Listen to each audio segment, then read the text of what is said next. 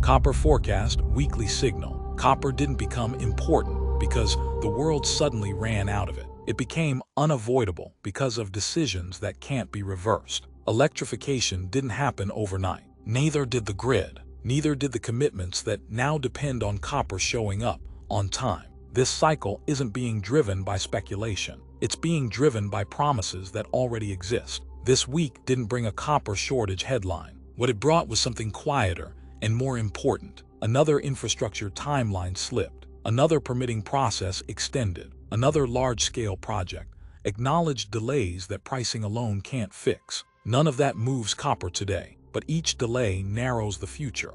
Because demand doesn't disappear when time slips. It stacks. This copper cycle is defined by one constraint above all others: time. You can raise capital. You can redesign budgets. You can reprice contracts. What you cannot do is compress permitting timelines, mine development cycles, grid upgrades, or skilled labor pipelines. Most new copper supply takes a decade or more from discovery to production. That clock doesn't speed up just because prices are higher. This is why copper behaves differently from most commodities. When prices rise, people always ask the same question: can't we just use something else? In copper's case, the answer is mostly no. Aluminum carries electricity less efficiently. It generates more heat. It requires thicker conductors. It fails safety and durability standards in many grid and industrial applications. Software can be redesigned. Physics cannot. Copper isn't dominant because it's cheap. It's dominant because it works,